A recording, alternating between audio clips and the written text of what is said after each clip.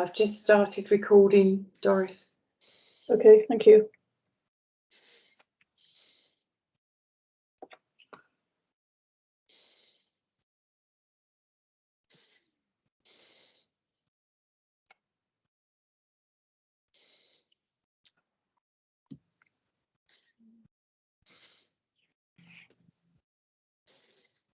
Great, I'll just make a start on just the basic housekeeping. Just a reminder, this is a meeting in public, but obviously we can't meet. So the meeting is being recorded and then it will be put online post-meeting. I would really appreciate people turning their cameras on, so it makes my job a bit easier. So I'm seeing you rather than a lot of blank screens. And it's now 1:30, so I think we can make a start. Thank you all for coming to our July meeting. We have there hasn't been any chairs action. We have a number of apologies from Karen Watts, Kath Byford, Shepherd Newcube, Mark Burgess, Jill Jones, Kerry Overton, Andy Jacob, and Hein Binder-Werding. I think those are the only apologies I've had. We are quorate, unless Kathy has a IT crisis, in which case we will not be quorate for decision making, but we will cross that bridge when we get to it. But hopefully the bridge doesn't need to be crossed. Declarations of interest, just remind everybody to keep their declarations up to date, including any partners or close family members. Are there any declarations of interest that's not on the register relevant to the meeting this afternoon from anybody? Silence I take as no, thank you. So we move on to item 4 of the agenda, which is the minutes of the last meeting. Are there any corrections for accuracy anybody wants to raise? And any matters arising that's not on the agenda later on this afternoon? No, so I take it that we're happy to approve those minutes as a record of our June meeting, and we can have those signed. And on to the action log. There is the terms of reference, I think, are due to be, we're hoping that NHS E&I will sign off sometime in September, so we'll keep it as read until it's finally approved. The learning disability item is on the agenda this afternoon, so we can probably close that and reopen it if we need to when we get to that agenda item. For both the item 6 and item 10, sorry, that's the agenda. So the log reference 40 and 44. The finance report, item 46, I think we can close that because that's going to be in part 2 of the meeting. And the 48, which is the primary care funding, I think we're getting regular updates. So from as part of the finance pack, so we could probably close that off as well as a ongoing item rather than just keeping it as an action log. And the other items, the 2 items, the next 2, 49 and 50, are closed because the minutes are signed and the slides have been sent out, and the digital update is not due until September, so we can leave that on the action log. So there'll be only 2 items remaining on action log, 37 and 51, unless, and of course we'll probably add things to it as we go along. We wouldn't want Sadie to be twiddling her thumbs too much, but you never do anyway. But so are there any other questions, comments on the action log before we move on? No, thank you. On to the forward planner. We're now in July. There's only one item that is kind of red, which was the committee self-assessment.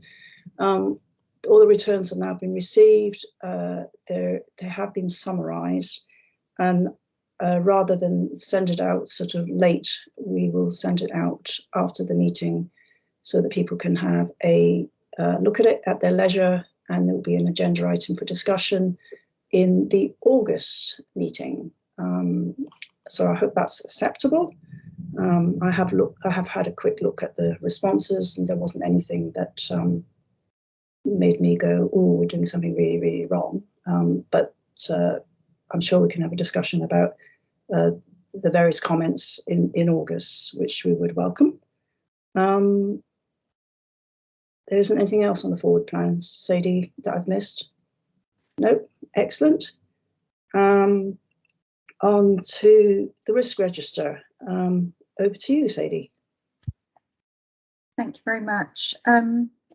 So I will just focus on the 3 red risks that we've got on the register today, but obviously very happy to try and take any questions on the other items as well. So we have 3 red risks: PC6, which is the learning disability health check risk, and I don't propose to say anything on that now because we've got a full agenda item on it later, where we can have a more in-depth discussion.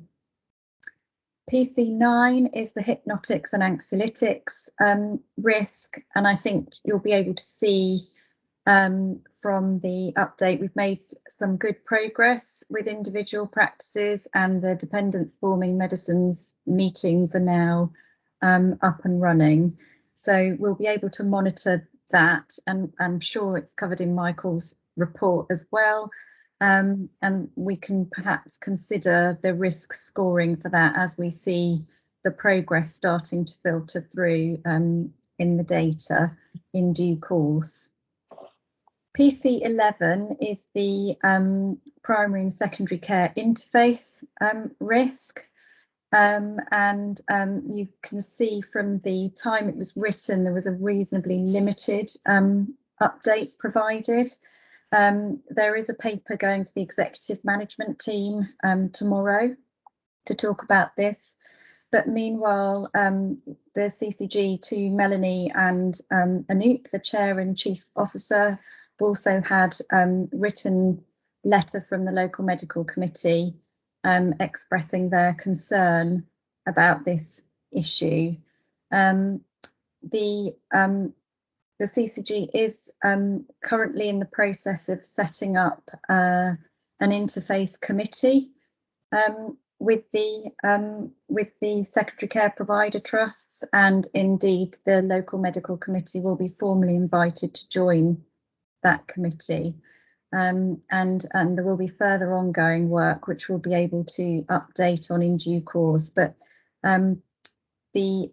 this is now sort of entering a formal process of discussion with the local medical committee.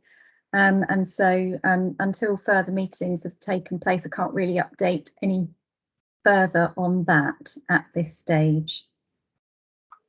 So that was all I was going to just highlight to members today, but very happy to take any questions or comments about those or any of the other risks. Are there any questions for Sadie on risk register? No, just on the primary and secondary care interface. I assume there will be some sort of reporting back to this committee at some point about that progress, and just so that we know what's happening. Absolutely. You'll obviously have the monthly updates to the risk register, and if you would like to have some more focused discussion on it, we can also bring a paper separately.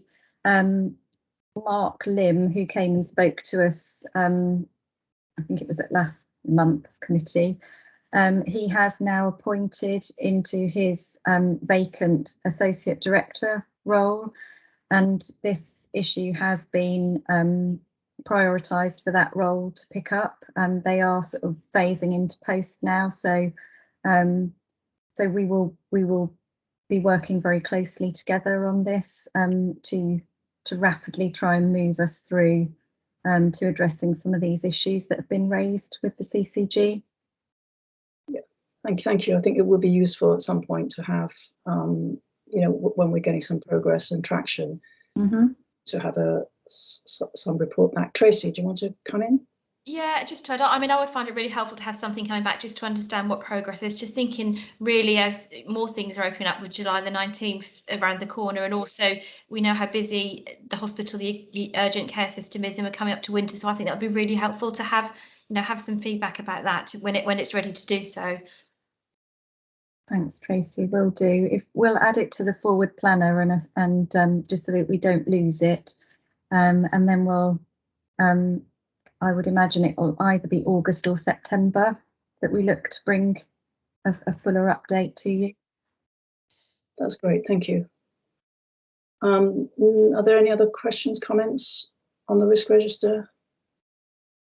No, that's great. So we move on to the primary care, the finance report. Are you taking this, Jason? Yeah, it's me. Yeah, thank you. Yeah, so as previously reported, the CCG has received only 6 months allocation for 21-22, and we expect to get the notification of our next allocation, or at least the guidance, in September. So up until that point, we haven't based anything over and above the 6 months. So any forecast outturn in this report is just for a 6-month period, not for a full year period. We have reported a forecast 6-month position of a 1.6 million underspend, and this is predominantly driven by the 1.4 million from GP and other prescribing, and this is really within prescribing due to the prior year impact.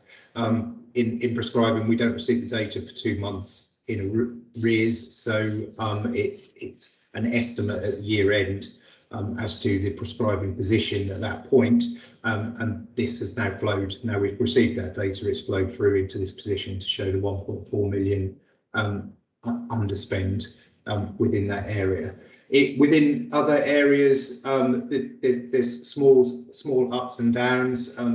Probably the largest other figures are in primary care delegated co-commissioning, which is 2.3 million underspent, but that's offset by the PMS to GMS transition of 2.1 million. So that's an underspend of 0.2 million when you net them together. Reason we show it separately, we have to show them separately in the ledger, so that's why we report it here on those separate lines, but they're fundamentally the same elements. Moving on to COVID, we've received 2.32 million of COVID capacity funding. This equates to £2.036 per weighted head of population, and that's been allocated out, or is being allocated out to each practice. There's 7 specific criteria to achieve this capacity funding, as set out. I shan't go through all of them in detail, they're all set out in the paper, but there's items that are expected to be done to receive that funding. In terms of GP Forward View or system development funding, the CCG is expecting to receive 6.1 million of system development funding in the first 6 months, and is expecting to not have a variance against this at this stage. Referred to delegated co-commissioning, the 2.3 million underspend, but that's offset by the 2.1 million PMS to GMS transfer, giving a net 0.2 underspend. Key Elements of that relate to underperformance on the Norwich locality APMS contract and a rent review reduction from UEA. In terms of other prescribing, we covered the prior year position, but there are other offsetting elements in there. So we're expecting an underspend on recharges to council and NHS England, but this is offset by rebates from pharmaceutical companies, which is less than we'd anticipated at this stage for the 6 months. So they net off to zero, giving the underlying 1.4 underspend that previously referred to. In terms of QOF, the QOF summary is there on section 7.1, showing the points, maximum points per practice and the points achieved. And we've got a separate QOF paper coming to part 2 to go into a bit more detail as requested at a previous committee, so that we can look at what makes up that number. So I'll not go into that in too much detail here. Finally, we have some financial risks set out on section 8. Obviously the biggest one financially is that the outturn position deteriorates from the current forecast position. So there are a number of reasons really. I think the other reasons or the other risks on this sheet really all contribute into that overarching risk. Any questions? Any questions for Jason? Anybody? I have a couple. One was in relation to prescribing, because the forecast shows for the half year anticipated overspend about 1.4 million, but that takes into account of sort of over provision at the year end about 1.5. So actually the underlying overspend is about 2.9. Is that a concern going forward? It's a 1.4 million underspend. It's an sorry, okay. I get my figures between NHS reporting and commercial reporting the wrong way round. I need to plug my NHS brain on today. Okay, so actually, so there's a slight underspend if we took out the, sorry, slight overspend where we took out the year-end accrual. Very, very marginal though, yeah. Okay, that's fine. Ignore everything I said before. And just on the QOF summary, do we have any concerns about the diabetes indicator in terms of just looking at the total points not achieved? That's the one that has the biggest sort of points not achieved. Do we have any concerns in terms of patient safety and care and on that one?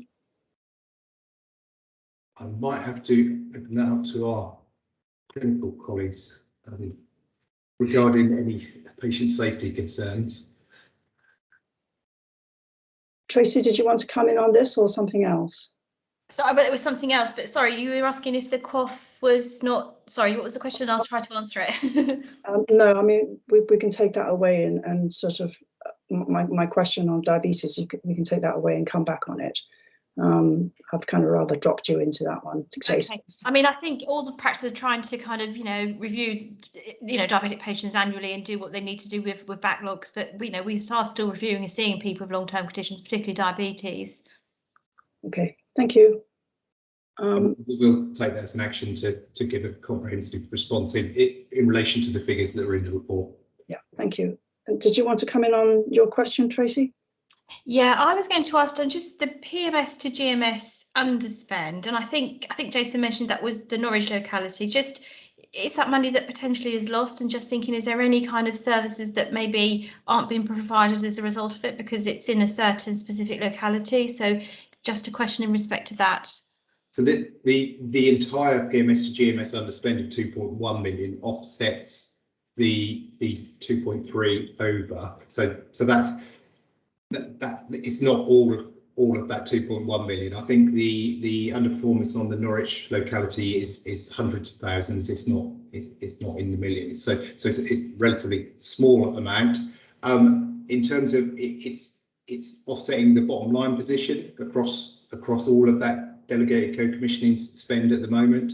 And so I think we need to wait and see how it pans out for the rest of the year in terms of whether that's available to be used or not, but probably not at this stage because we need it to balance the position. Does that answer the question? Yeah, it does, but my understanding with that funding is it was to be kind of invested in primary care for patient services. So it's just really if there was a question, if anything would not, have that kind of level of, services for patients as a result of that. That's really my question, I think. I think it's probably confusion in terms of the way we're reporting those two lines because they are offsetting each other in the net position. So I thought the money could only be spent on patient services as well. So I'll need to take back with my other hats on to find out what's going on with PMS money. If you're reporting a serious underspend, that's not a position that we would want to be in. I don't think there's a serious underspend. That's just, as I said, there's a 100k net position, and I think it's what the biggest element of that, but not all of the element of that. So don't quote me on the numbers. I can come back. No, that's fine. I can see that you've raised a question. I will try and find out some answers from my point of view, which is it was sacrosanct money to be used on primary care and patient services, and if we're not spending that money, then we should ask a question why, because we are in need of support and services. So I'll take that back. So thank you for letting me know. We can investigate that at our end as well to get feedback. I think the PMS to GMS transition always causes head scratching because for budgeting purposes it's shown in one line, but reporting purposes is shown in a completely different line. But no doubt we will keep that under review. Naomi, did you want to come in? Yes, I mean, I'm Naomi Woodhouse from North Quaveney LMC, and actually James and Tracy have taken the words out of my mouth, really. I mean, the PMS money comes with strict terms of what it needs to be used for, which is patient services. So I think certainly if there was a discussion around how that money was being utilised, then as an LMC, we would want to be having a bit more detail on that and ensuring that it is being used as it should be, appreciating that maybe it's just how it's written in the accounts, but certainly it's something as an LMC we would want clarity that it's being used for its intended purposes going forward. I'll try and I'll change the way we're reporting it in future months' reports because I think it's obviously providing confusion. So I'll look at that for future months. Thank you, Jason. Sadie, do you want to come in? Thank you.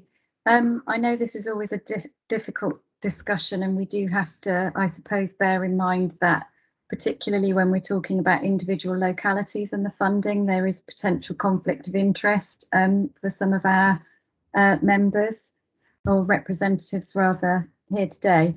I do know that there are ongoing discussions behind the scenes around PMS investments, and we can certainly bring an update in the finance report next time around that.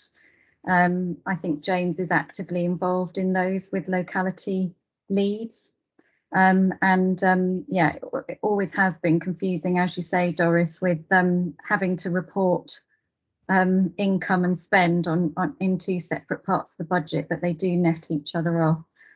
Thank you. It's just to catch us out to see whether we're awake at that point. But yes, so I mean that the money has been spent on PMS and GMS, but it's just I think that part of it is reporting causing a lot of head scratching, and it's a perennial weed, I think, but it's beyond our control in terms of taking it out into a more meaningful way of showing things. Are there any other questions, comments on the finances? No. Okay. I'll move on to the prescribing report. Thank you, Doris. I'll take the paper as read, but as usual, I will highlight a few things in the report.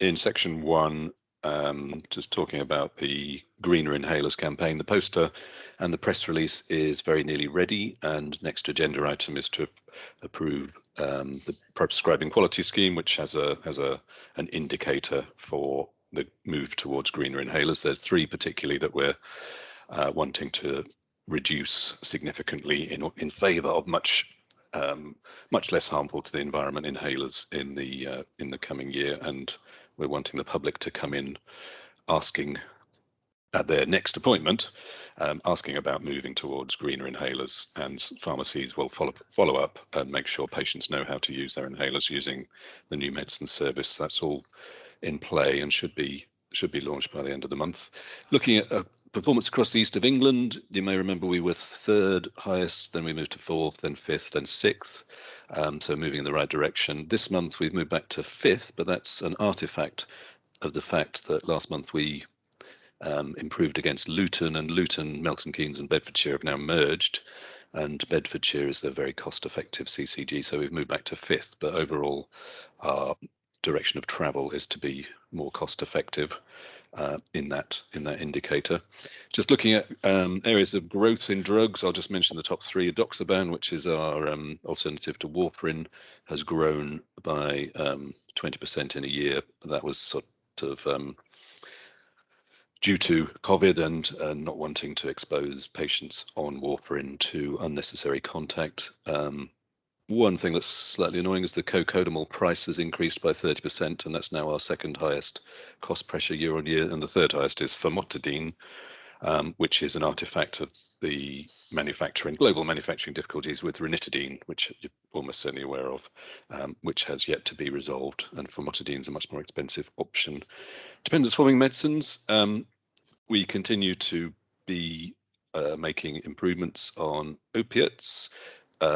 We're now 82nd out of 106. It was 134, but due to mergers in April, that's where we are. Gabapentinoids, we're on the high side, but we're reasonably confident that that's not out of control. Hypnotics and anxiolytics, we have meetings arranged with some of our divergent practices, and they're making some positive progress in getting an action plan together to reduce their prescribing. And as you can see on the last graph before section 4, the direction of travel is down, but that's also the same nationally.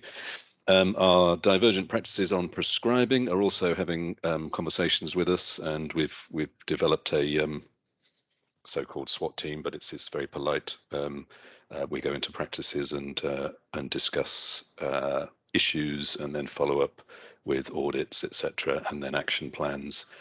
And the first practice is when we asked about which their access to the formulary, they did show us quite an old formulary, so that may just be one of the issues in terms of prescribing. So things are moving in the right direction in terms of some of our outlier practices. We've got an agenda item coming up at Clinical Executive Committee to ask members to advise us on the best approach to dealing with or working with our more divergent practices, and get some clinical engagement and some advice from the GP members around the table. So any questions on any of those?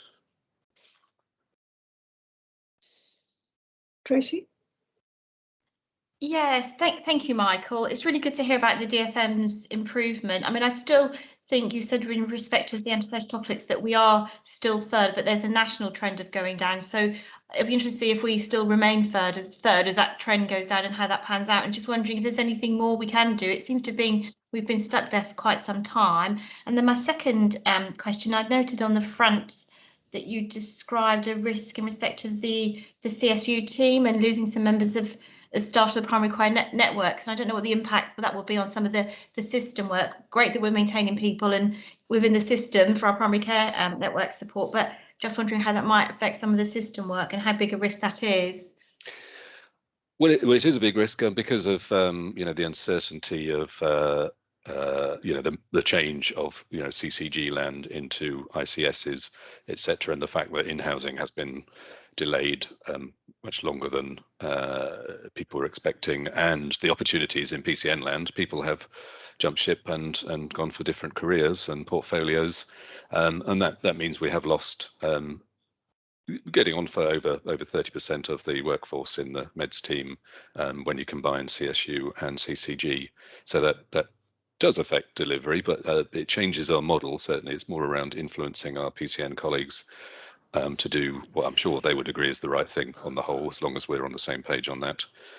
In terms of anxiolytics, as you can see on the slide before 3.4, the graph, the trend is downwards.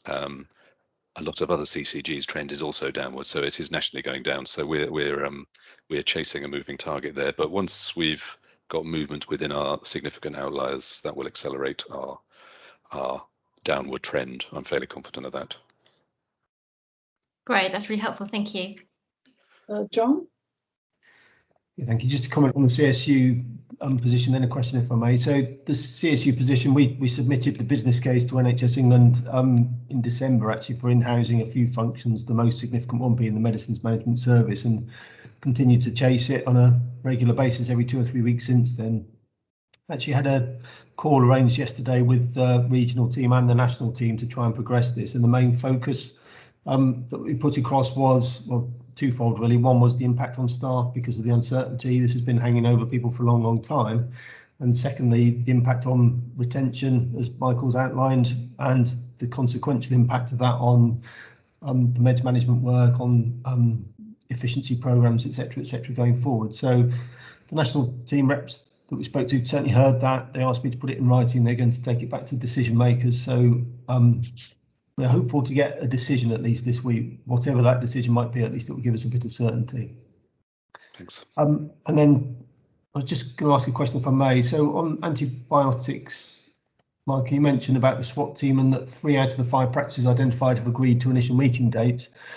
Yes. Do we infer from that the other 2 you're still waiting for, or have those other 2 not agreed to dates and therefore not participating?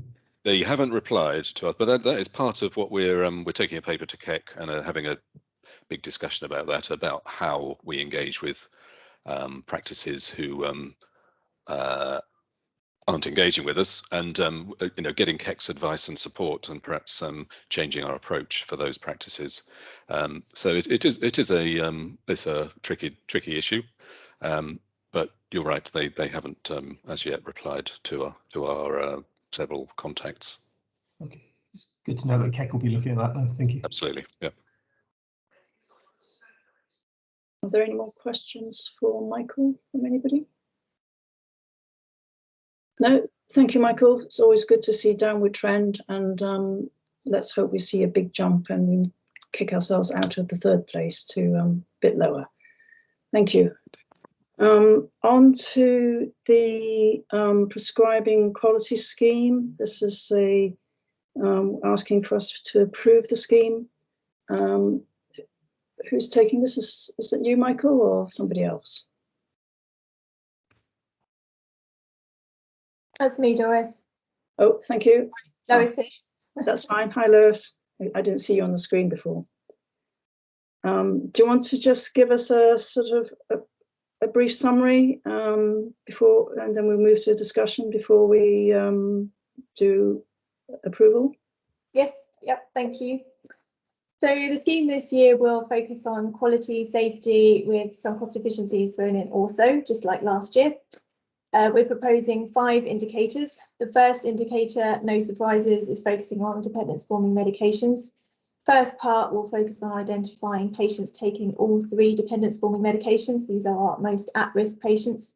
And the second part will focus on identifying specific cohorts of patients taking anxiolytics or hypnotics, because as you've heard, we're really struggling to make headway on the anxiolytics and hypnotics indicator.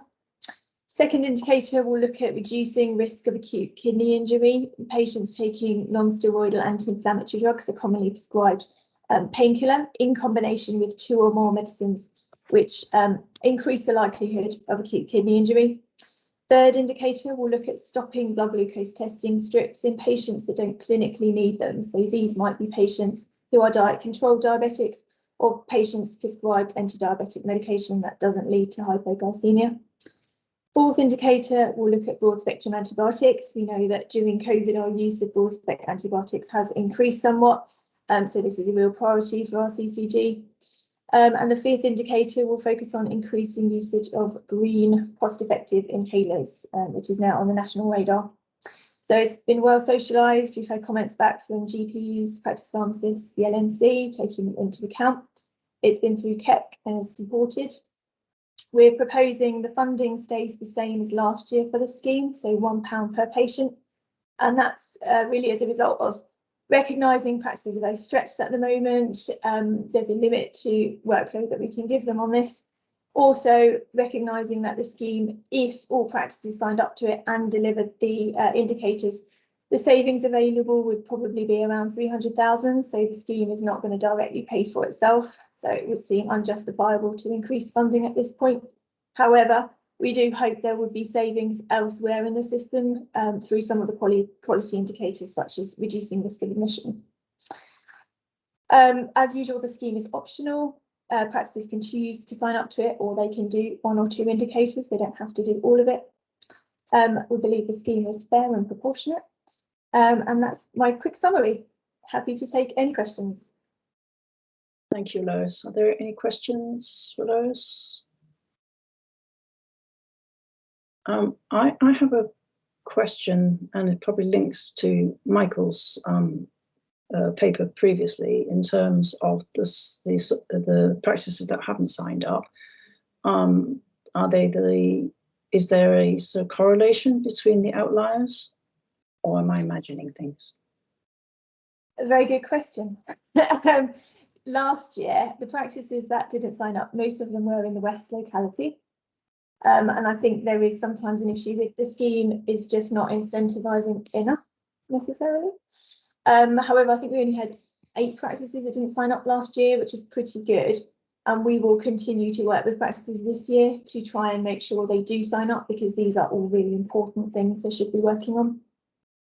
So can people sign up sort of partway through the year, or is there a deadline and they've missed it, they missed it?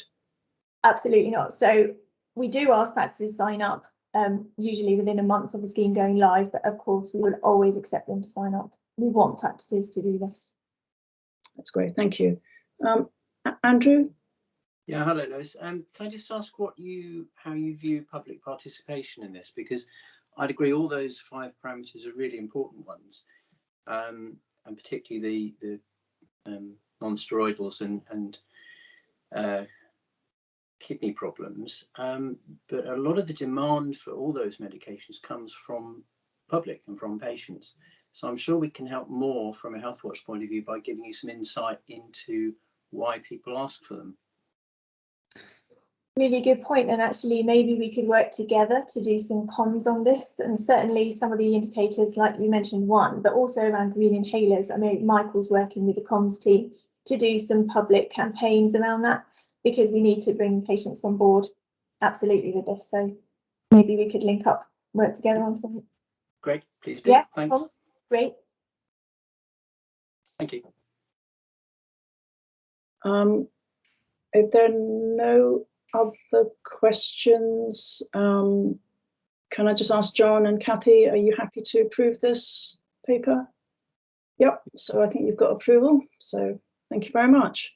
Thank you. Thanks. Moving on to item 10, the Learning Disability Health Check. Sadie, I think this is yours. Thank you. Yes, it is. I hope that you've all had a chance to have a read of the paper. You will see that unfortunately many of our challenges that we've spoken about before remain, and we do now have the final data in our possession, the data is still causing us some significant issues. So I mean, clearly learning disability health checks, which has been a priority for us for a number of years now, has has taken on increased focus, I think, through the pandemic, as we've seen health inequalities really come to the fore through all of this. And I think, you know, everybody accepts the importance for individuals of receiving a health check. And you can see there in the introduction that people with a learning disability are 3 times more likely to die of an avoidable cause than the general population. So it's absolutely vital that these health checks and the accompanying health plans are carried out where we can. So earlier, Jason mentioned the 2.3 million that we are currently distributing to general practice, and one of the aims of that funding is achieving at least a 75% uptake of the learning disability health checks amongst those aged over 14. And I'm really pleased to say that all of our practices have committed to that. And I think that's a really good achievement. Notwithstanding that, we know that the issues continue. So you will see from the paper that the CQRS, which is the Clinical Quality Reporting Service, excuse me, the data extracted from practices showed that during the pandemic year, we achieved an uptake of 61%, and the target for us that year was 67%. But the data is really suspect in that we have a handful of practices where the claims that went through, the data that went through, included submissions of over 100%. So clearly the register is not tallying with the activity within the data that's being extracted, and it does appear to be an automatic extraction of data. And yet our business intelligence team, as part of looking at some of the primary care network data to support practices, when they did an extraction, the overall achievement came out at 68%, which was in excess of the target. And we've drilled into each individual practice, and actually it's the minority of practices where the data matches in the 2 different extractions, and the majority of practices the data doesn't match. So that is probably going to be our first priority in the work that we're trying to do. We would like to most likely work with an individual practice to try and map this all through so that we can then try and apply that more widely. So it's quite frustrating not being able to rely on the data, which is why I haven't brought all of the data, because it just doesn't make sense. I've brought the overall figures. But you'll see from the paper, it's high level at this stage. We have had our new head of delegated commissioning start with us in the last few days. Unfortunately, he's unable to join the committee meeting today. Carl is here instead. But this is one of his first priorities that he's going to work on.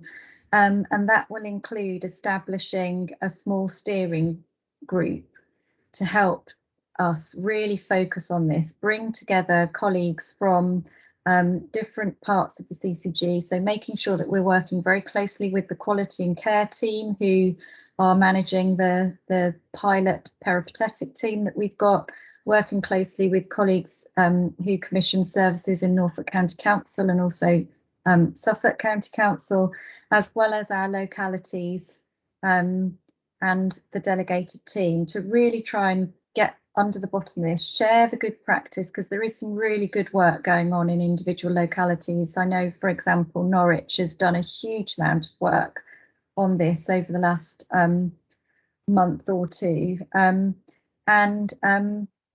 then that will meet very regularly to try and get us to a point where we can rely on the data. We know what we're doing. We've supported practices to work this through, and we will be monitoring the uptake on a monthly basis so that we can take supportive action much more quickly.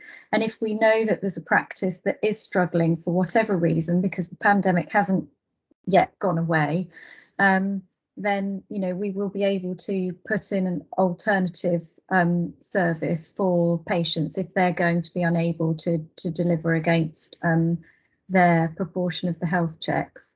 So, and just finally, I would say that we're also working internally with our training hub function, and the team are looking at how the training hub can support further work around making sure that this is not just a numbers game. This is about the quality of the health checks that's provided, and just making sure that there is appropriate provision there through training to make sure that everybody's got what they need in order to do this really well.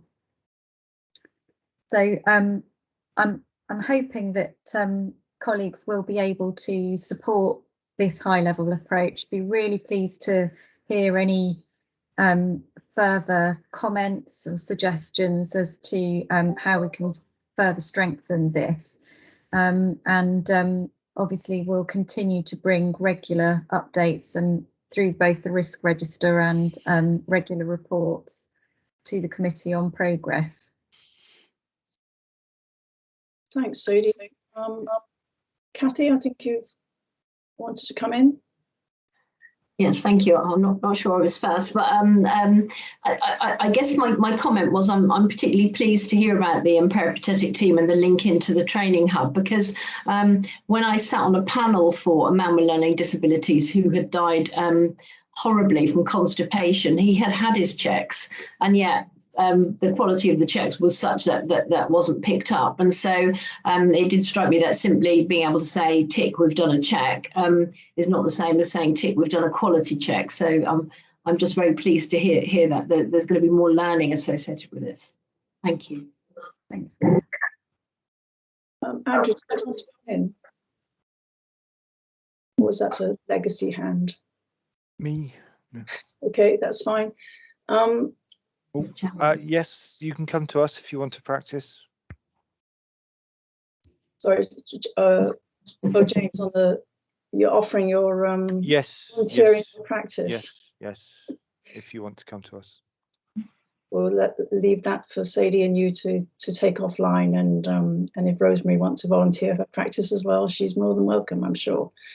But I think data cleansing is kind of really important because it's the bane of lots of organisation because of historical systems, and things are just, if we haven't got the right data, it's kind of quite difficult to know what we're supposed to be doing.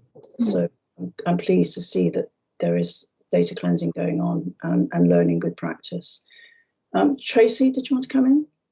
Yeah, I think sort of going back to Kathy's point, I think the quality of the check is so important. It really, really is. I don't think you can emphasise that enough. And I think it's including other, which I hope the peripatetic team will be doing, is just who to support and can help you engage with people particularly. Certainly I've been involved with a peripatetic team, which has been really positive with some homeless some of my homeless patients with a learning disability, some of Gypsy from a traveller community, which are really, really difficult to kind of, engage with. So it's different approaches, I think, in order to have a quality health check that takes place. So really keen that team continues to do that and welcome, the paper.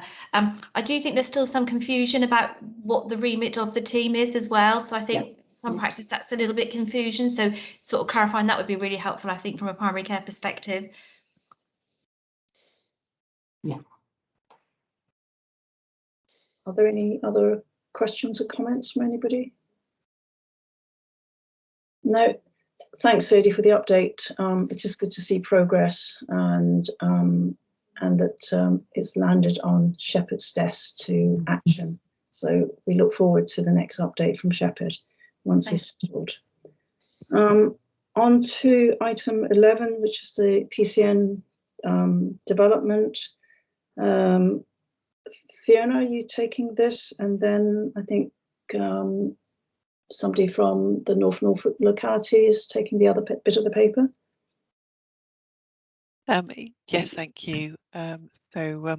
Sarah, I believe, is taking the next step locality report.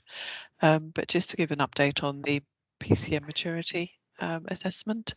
So the PCN network, as everyone knows, was introduced a couple of years ago. An initial assessment was done in the autumn of that year.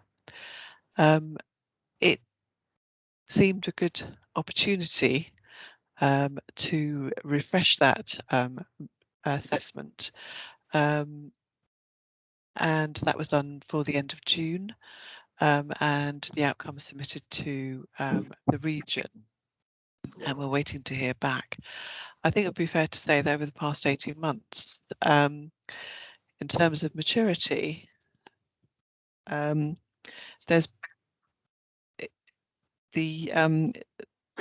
a lot of opportunities have been created, as well as an awful lot of challenges in terms of PCN development, and I think that is probably reflected in the outcomes. All of the PCNs have moved forward and made really good progress with their development, and this is reflected in the scores. The assessment was done against the 5 domains which are in the paper. So that's leadership, data, integration care, managing resources and working with people and communities. And Appendix A shows the outcomes for each of the PCNs. In addition, we were asked to carry out assessments on the PCN services.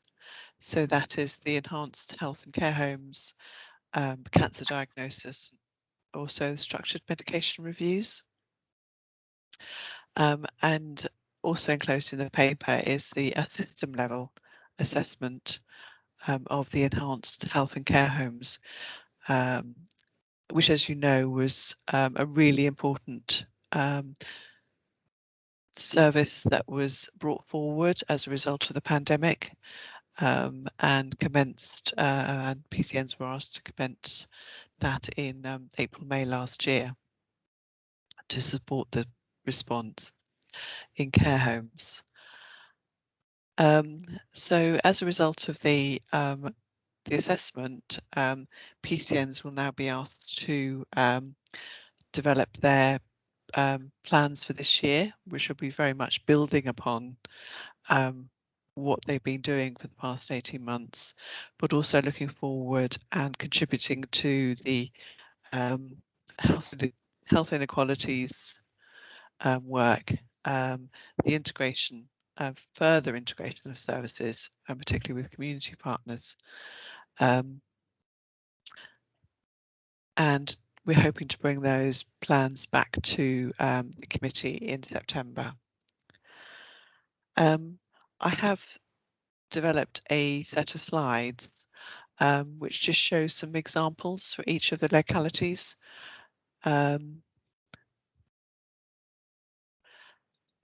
Which I can go through, but I think it's probably easier to share them afterwards. But Sarah, if you could just go to the next slide, just to give you an example.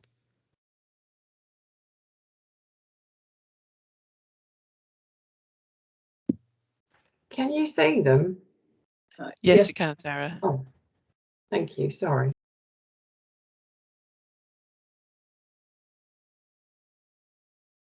Can you go to the next slide, the second slide? Thank you.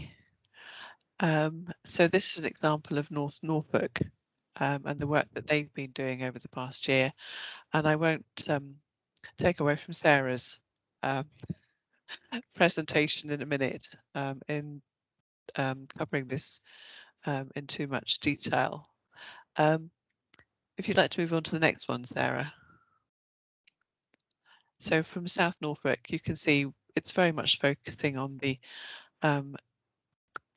collaboration and interventions and the actions they're taking to look at data and picking up on specific areas with multidisciplinary teams in palliative care and safeguarding. If you'd like to go on to the next slide. And these, you can start to see the themes appearing across the localities in terms of how they're working. And obviously picking up on the voluntary groups and working with that sector is also an important part of the work that they've all been doing. Go on to the next slide. And then this is just picking up on the work that's going on in Norwich, looking at population health management and how they've put in place, I suppose, frameworks, including a development board and starting to develop the work stream and strategy. And then just on the final slide, last but not least, is the work that Great Yarmouth and Waveney have been doing. And the really close work and good relationships that they've built up with their community partners, I think has been something that's really contributed to their success in the vaccination programme as well. Thank you, Sarah.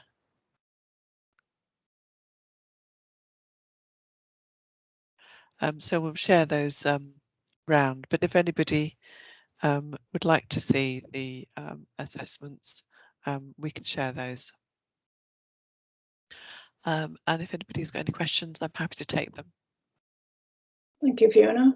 It'll be good to see the slides in sort of, and we can, and I'm sure you will, if anybody's got questions, they can come back to you directly outside the meeting as well. Kathy, do you want to come in?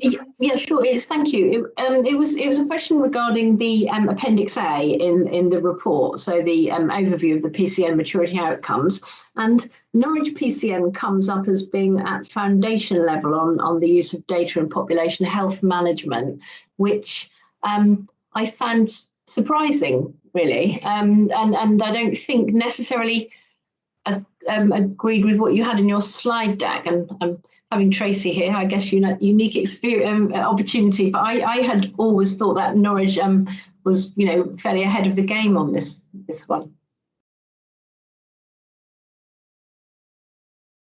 Thank you, Kathy. I think it's fair to say that in a lot of these cases, the PCNs have got very well developed plans for moving to the next stage, and Norwich is a very good example of this.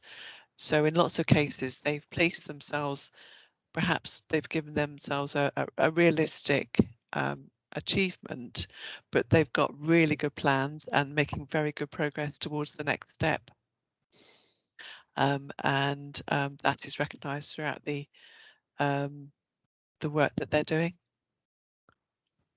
So can I just understand? So the assessment, the self-assessment is kind of qualitative, and I could think that I'm really bad at something and I'm not, and somebody else could mark themselves highly when they're actually not very good at all. Is that the case? So I don't know if Sadie wants to come in, but the self-assessments are done in conjunction with partners. So the PCNs are asked to consult and engage with their partners in terms when they do the assessment and reflect on how they're doing, and that all contributes to the overall assessment. Did you want to come in, Sadie, on that one? Yes, thank you. I'm going to agree with Fiona. This is a self-assessment, Kathy. You are right. So it depends how you want to portray your own achievements, I suppose. So it's not an assessment that's been done by one person. It's been done 5 separate ways. And I think we probably saw this in the last time it was done in November 2019 as well, that there was sort of slight variation. But I think the really good thing to draw out of this is that every single PCN, despite the last 15 months or so that we've had, has moved from their starting point.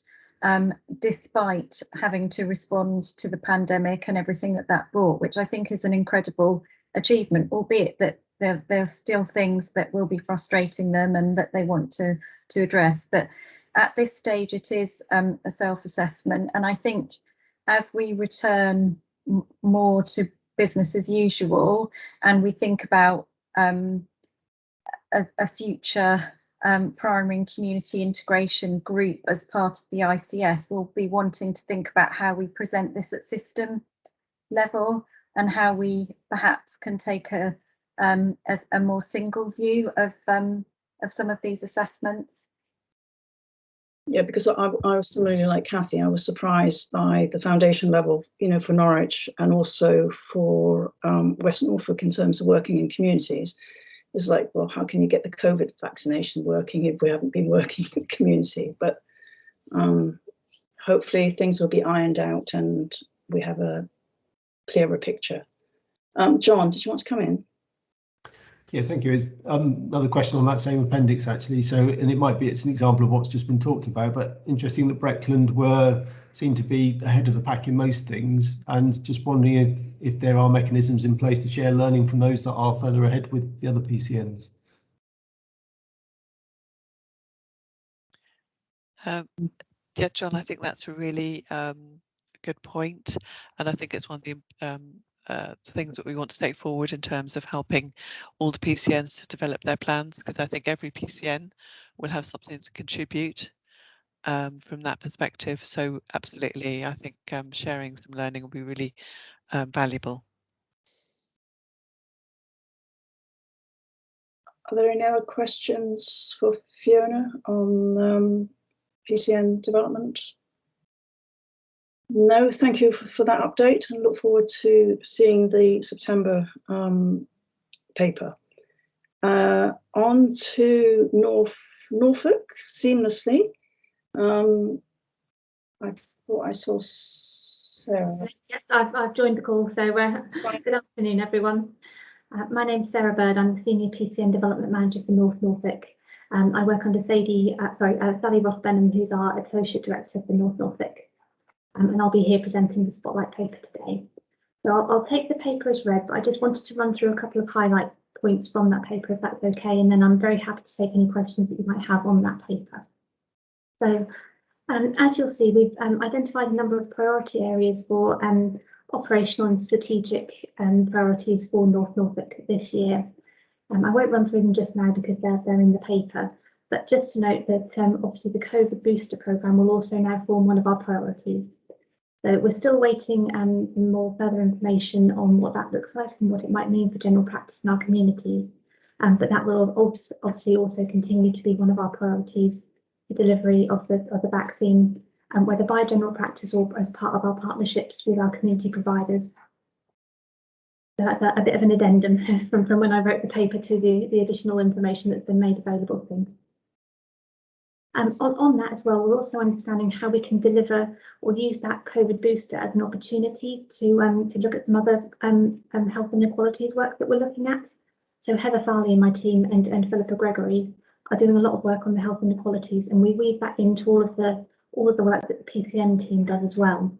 And the COVID boosters, obviously the original programme, we've learned quite a bit from that and what opportunities we can use now that we're getting hold of the entire population, as it were. And we're looking at how we can maximise these boosters to perhaps do ethnicity checks to make sure that we've got robust ethnicity recordings to help us with population health data and for inequalities work going forwards. Things like carers checks as well to make sure that we've got an accurate carers list on our practices. Phone number checks just so that we can get hold of people and make sure that we've robustly got numbers so that we can give text alerts where possible and email addresses. Monitoring and wellbeing, so this may be a bit more of a niche one for perhaps certain cohorts of patients where a wellbeing check or a health check may be appropriate while we've got them there while they're attending to maximise that contact. Obviously the atrial fibrillation checks are usually historically part of the flu programme, so would be woven into that as well.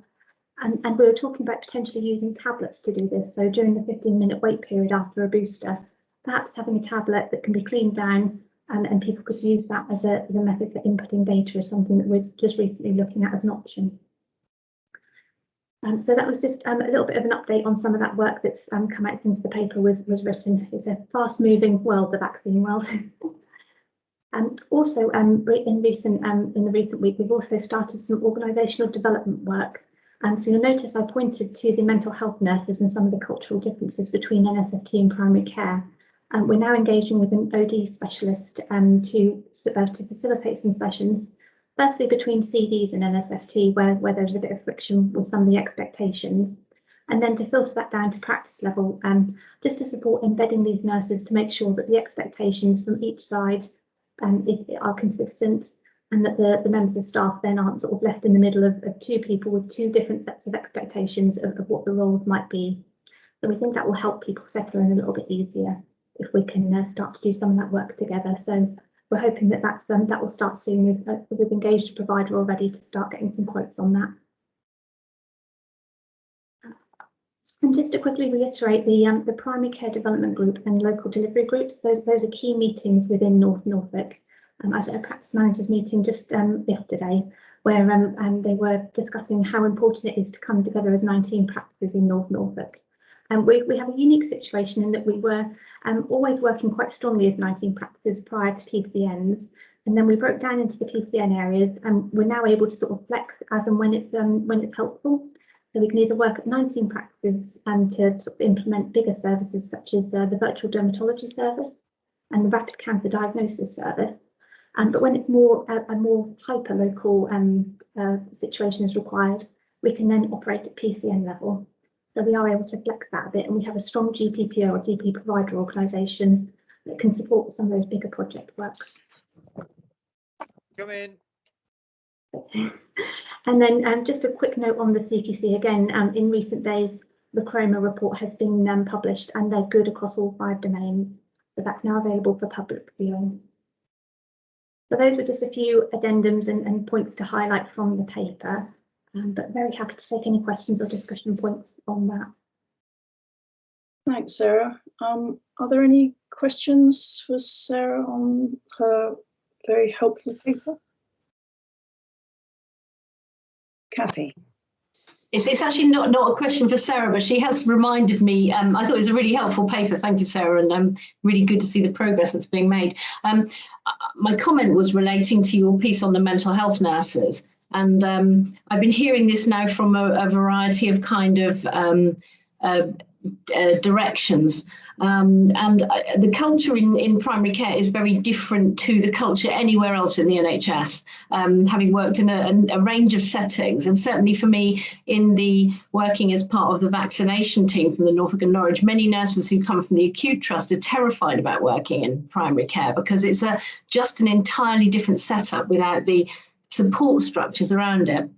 And I wondered, when we come and have our next update on the GP or the primary care workforce, whether we could just have an update on specifically what the training hub is doing around, support and supervision for these new roles, because they will all find it a culture shock.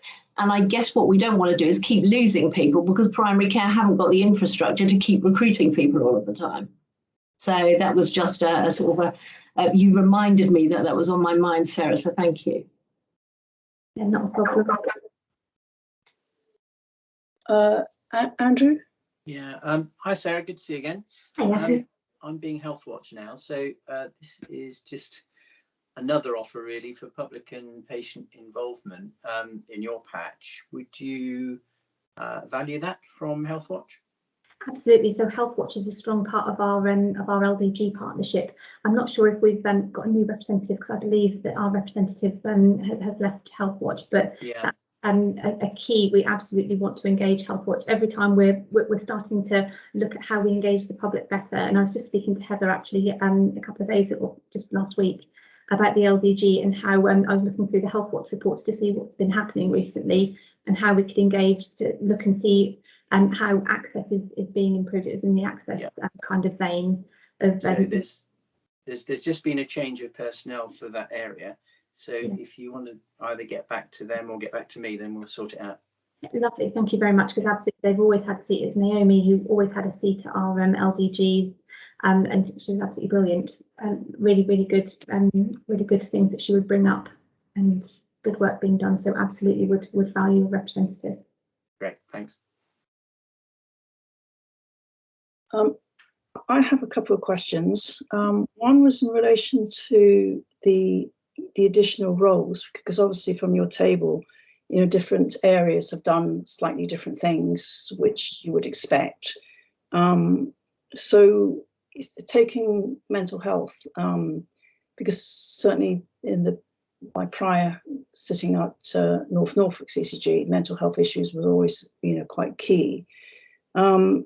So how does that sort of affect it, you know, provision on the ground, where some places have got, you know, mental health support and others don't, and similarly things like social prescribing, you've got the NN1, we've got, you know, on the social prescribing, it's sort of much higher, or social, link workers.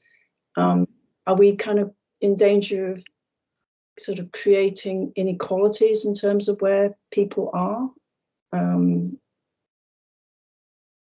Yes, I suppose the PCNs, they decide their recruitment plans in a way. So there is always the risk that one area will choose to have a perhaps physiotherapy heavy model or a pharmacist heavy model, and the neighbouring PCN would choose to go the opposite way on that. It's my hope that as more and more funding becomes available, because the ARS pot is quite a considerable pot in the coming years, and as recruitment is accelerated, we'll start to get more of everything. And where, first of all, you sort of favoured a social prescribing model, say, you'll then catch up with your pharmacists or your physiotherapists, and eventually everyone will have a very strong workforce of, you know, there'll be variations, but a sort of a similar strength in all the areas as we get those people in. I think we've been hampered by recruitment. Recruitment has been difficult because of the pandemic, it hasn't helped. But getting recruitment is one of the rate limiting factors.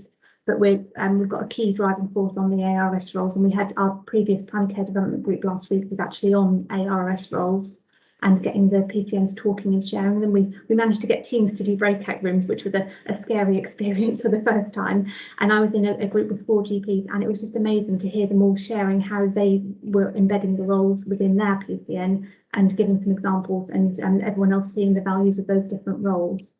There's definitely appetite out there for all the roles. It's just the route you go down, because I think what they're finding is instead of having one of everything, which dilutes them too far, they've been sort of forced into choosing a role. So whether that's pharmacy, social prescribing, it's better to do one thing well than have a little bit of everything, and those poor people being split over 6 practices and not knowing which practice they're in which day. So having a bigger workforce for one thing seems to be the favoured model at the moment, especially in North Norfolk. Thank you. Fiona? Thank you. I was just going to pick up on both Kathy and Sarah's points. I think Sarah makes some really good points, and that is reflected across the system. And what we're trying to do is to pick this up at system level as well, so that we can both support localities and PCNs from a system perspective, and trying to support the training and development as well. Social prescriber link workers, I think, is a good example where we're working together with partners in the system to try and look at how that role can be used effectively. But also we need to think about how we can support areas which may find it more challenging to recruit into some roles. And that's something that we also need to do at system level, and something that the training hub and workforce team are looking at. And to pick up on Kathy's point, the governance and support framework is something that we're picking up with our CCG and workforce colleagues as well, because that has been recognised that if you're going to move people around the system, you absolutely have to have the right support mechanism and frameworks in place. That's something that we're looking at not only in primary care but also wider across the system. Thanks, Fiona. Rosemary?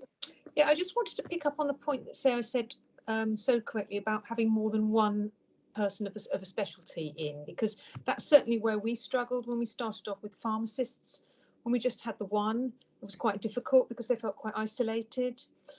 Even though they were part of the PCN and they had other pharmacists within the PCN, they were the only one in our practice, and that was quite difficult.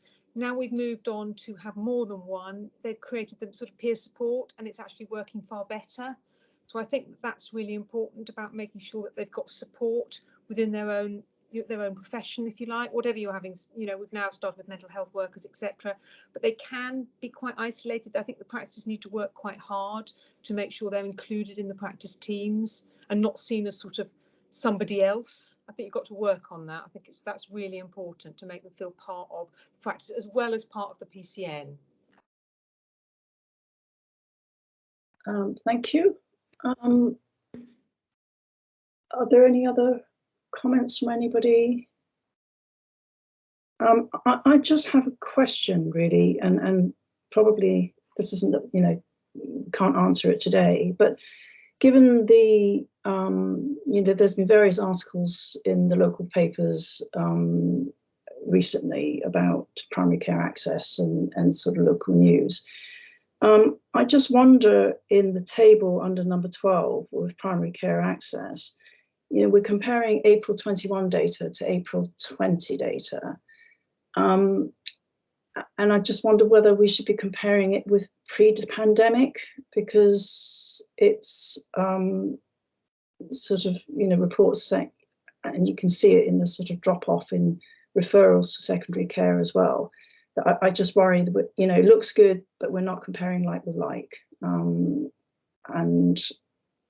I think at some point, maybe in the next report, we can have, you know, a sort of a current picture versus pre-pandemic, just so that we can get a clearer idea of what's going on. Because I've certainly seen sort of graphs, I think, in the finance report in terms of hospital numbers, and it tracks it across, you know, a sort of 12, 18 month period, and you can see the sort of movement up and down, but we seem to have this sort of, you know, snapshot that I'm not sure we are comparing like with like. So that's just a plea for data to be a bit more meaningful. John? Just very brief comment. Sarah mentioned briefly, I think, at the end of her initial outline about Coma Group practice receiving a good CQC rating. I just thought it was worth commending the team, I think, on the efforts that went into that. So I know there was a huge amount of work that went in from CCG team as well as practice staff. So it's well worth commending the effort that went in there. Thank you, John. That was a really good group effort. So the delegated commission team, big thanks to them for sort of organising and going in the initial response as well, setting them right. And we've had some very good peer support from other practices to go into there. So absolutely, it was a really good example, that and culture short of sort of a team rallying around a practice and supporting them to improve.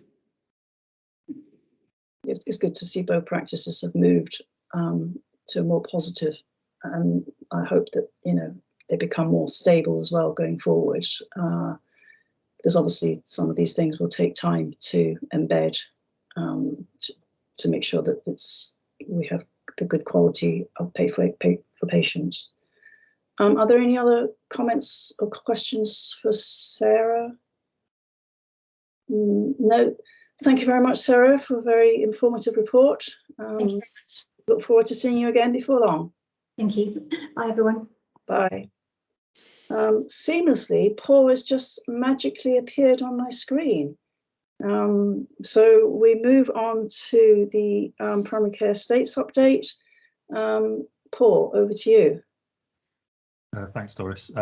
For those of you who don't know me, my name's Paul Hiram, and I'm the Associate Director of Primary Care Estates, which forms part of John's directorate. I'm going to assume that everybody's read the paper. I'll just pull out kind of a couple of points from each of the sections within the paper. So the first section relates to Estates and Technology Transformation Fund, so the ETTF scheme. Scheme's been around for a few years, and this is a scheme where practices could bid for capital funding to help improve premises or digital developments. We've listed there kind of some of the successful developments that we've had over the last couple of years. I just wanted to highlight kind of the biggest risk of delivery at the moment from those schemes relates to Blowfield surgery. So we've had the full business case has been approved in principle, subject to completion of the tender exercise. We're expecting tender returns back this month, which is fine. We don't have to formally go back to NHS England to get this approved. It can be approved offline, but the risk is more relating to kind of an access road to the site. A new access road to the surgery will need to be built alongside the extension, and the new access road will go past the surgery into what is currently a field where a new primary school is going to be built to replace the existing primary school in the village. There is some slippage on the scheme there from a highways perspective and building that access road. So the latest update we have from them is construction on the road is going to start in November and complete in December. Which doesn't align with practice timescales of construction starting in September and completing in March next year. So it's not ideal, but there is a workaround in place that the developer is going to work through with the practice. So that's our biggest risk on the TTF. Otherwise, all practices are kind of on track to complete or at least draw down their funding before December this year, as per the deadline. Some of them, the projects will complete next calendar year, but that's fine as long as they've drawn down the NHS capital by December this year. So I'll move on to the next section of the paper, which is Wave 4B, Primary Care Hubs programme. So we had the Wave 4B programme board yesterday, chaired by Jason. Just give a kind of an update there. In addition to the in addition to what's reported in the paper, is that we're continuing to report good progress. All of the 5 schemes are reported as being on track. We have got slippage on one scheme, which is the Great Yarmouth Waving scheme at Shrublands, but that is not to do with primary care input. It's to do with potential requirements from James Paget Hospital. However, we do now have the contacts at James Paget, and I have provided initial material which will enable us to get back on track over the next month, which is good. Next milestone we're aiming for on Wave 4B is to have our programme business case, which is effectively a single outline business case for all 5 hubs submitted to NHS England by December this year. But in order to get through the approval process internally, we're aiming for that to be completed in November. So we've got a clear kind of programme of work over the next few months. It's going to be kind of September time where we'll know the preferred options for all of those sites, and we've got all the draft scheme annexes for all of those sites kind of completed. I can't really kind of go into detail on exact sites in this group to kind of commercial sensitivity on those sites and how that might influence potential commercial deals on land, etc. But as soon as we're able to, we'll then share that to the group. Finally, my last kind of section in the paper is relating to the rent review process. So we're looking to improve reporting on the rent review tracker. As we've kind of started to look at that in detail, it's flagged a number of data discrepancies that we've raised with NHS England. So I've highlighted an example in the paper where it's showing 10 sites as being an overdue for a rent review, but then when you look at the detail, everything shows that's been completed, so it doesn't make sense. So what we don't want to do is bring some detailed reporting to this group or another group and then raise a load of queries which then have to investigate further. So what we're doing with NHS England is working through on a line by line basis to validate all of those which, given there's over 160 sites, it's going to take a bit of time to go through that, which is going to be painful, but it is essential really to help inform finance in terms of financial forecast, and then to ensure that practices are being reimbursed correctly when they're entitled to be reimbursed. So that's the kind of key points I wanted to pull out of the paper, but I'm happy to take any questions on any of those sections. Thanks, Paul. It's good to see the update and seeing progress as well. So are there any questions for Paul on the States? Tracy?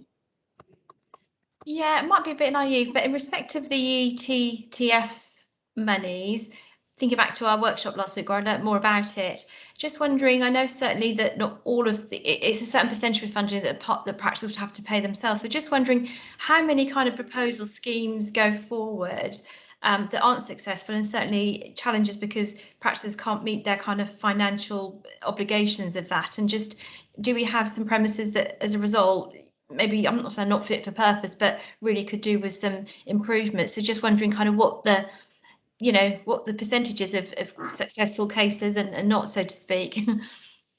Yeah, so under the premises cost directions as a general, NHS capital can only be used to fund up to 66% of the cost of capital projects. There was kind of messaging from the centre last year regarding updated premises cost directions, which suggested up to 100% funding would be available, which did cause at least one practice to withdraw their ETTF application on an expectation that they might be able to get 100% funding. So it's hard to answer that. It's hard to answer that question, Tracy. How many practices don't come forward with expressions of interest? We're about to kind of go out to practices again in the next few weeks, explaining around how to access NHS capital for kind of over for the remainder of this year and next year from our business as usual allocation, but they'll be for the smaller scale schemes. We will be making contact with those kind of practices where our recently kind of demand and capacity review suggests that the premises enhancements are required to meet future demands. But till we've had those conversations, it's difficult to give an honest answer. And we do know that there is a move in general. There's a move away from practice ownership of sites. In Norfolk, 60% of roughly 60% of our GP practice sites are owned by GPs and 40% by other landlords, and that is a falling percentage. There's pros and cons of both models, and it's not for the CCG to define who the ownership model of any site. Sadie? Thank you. I suppose I was just trying to link together Tracy's question around the condition of estate with the work that's going on around the PCN estate strategies development, because I think as well as the Norlife project around capacity, I think there's a 6-facet survey being undertaken. Is that being done for each site, Paul, and will then that help inform where we need to prioritise? That would definitely help. It was offered to every site, except some exclusions where it's an NHS property owned, NHS PS owned facility or a community health partnership owned facility. We had 80 sites take up the offer of a 6-facet survey, and they've all been completed. At this, might get the numbers slightly wrong here, but at this point, I think around 65 of those surveys have been, or the reports from those surveys have been issued to practices, and approximately 2/3 of those have now been signed off by practices as being accurate. At this point, the CCG hasn't seen those, but they will help kind of shape the condition of the existing premises for PCN strategies and help them inform future CCG investment decisions. But we're not using them as a message all along has been that we're not going to use them as a mechanism to go in use as a kind of a lever against practices, is to work with practices to help them not use it as a stick, as a fence. Jason?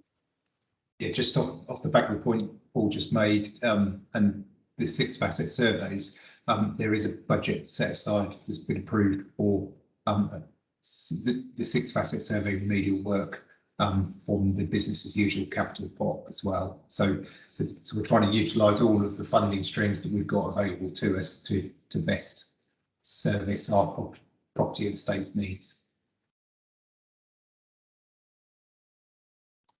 Thank you. Are there any other comments, questions for Paul? No, thank you very much, Paul, for the update, and we look forward to seeing progress as the year progresses. Thank you. Thank you. On to item 13, which is the Culture Shore CQC report, which I think we had a brief preview. Just before we do that, is the Chroma report coming to the August meeting? Yeah. Yes. Yeah. Thank you. Carl, over to you. Thank you, Chair. Yes, Sarah's rather stole my thunder actually in her previous paper, but I'll still go on. Please, I take the paper as read. There's just an updated report on the full inspection report on cultural medical practice, following the re-inspection of the practice, which was previously rated inadequate. And the report produced on the 27th of May confirms that cultural medical practices has been scored as requires improvement. The areas they are reported good on was effective, caring and responsive, and they are still requires improvement in the areas of safe and well led. The report also states that they'd seen significant improvement, which is down to the practice and the support given by the delegated team and the locality team, which is good to see, and Sarah's highlighted on that in her report as well. Going forward, the practice will still be supported by the locality team and the delegated team where available in order to move them forward, because they will be doing a re-inspection, whether that's in 3 months, 6 months, 12 months, but that hasn't been reported yet to cover the outstanding requires improvement areas of safe and well led. So we are expecting another further inspection sometime in the future. Any questions? Thanks, Carl. No, I think it's really good to see progress, and it'll be good to see it embedded. John. Yeah, thank you. As Dr. said, Carl, it's good to see the progress. Just conscious that the report does say the CQC found a breach of regulations and the provider must ensure care and treatment is provided in a safe way to patients. Just wondering in practical terms, I suppose, what the risk is there, and just some assurance, I suppose, that actions are in place to address that. They are, yeah, that's been noted, John. That has been mentioned to the practice, and there is assurances around that, so that won't happen again. And obviously, it's been reported and taken up with all members of staff involved. So yeah, John, that's been action been taken on that. Do we know the timescale for actions being taken there? I don't off my head, John. I will follow that up. Okay, thank you. Sadie? Thank you. I'm not going to be able to answer the question about timescale, but I do know that the work that the North locality and the support and the regular meetings are ongoing around this, so that we can track the improvement plan. There's still an improvement plan required on this, so that we can keep monitoring it and make sure that those improvements are happening. And as Carl said, there will be a re-inspection on those. Carl, is it normally within 6 months? It can be 3 months, it can be 6 months, it can be 12 months. We haven't had any indication from CQC when that will be, but I would say 6 months as a general rule. Yeah.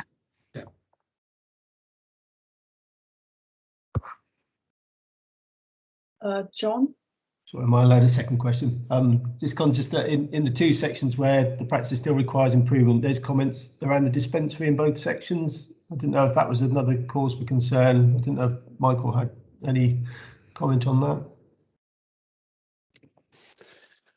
The CSU Meds team have been looking closely on that and working on SOPs, etc., for to make sure that they have standardised procedures in place.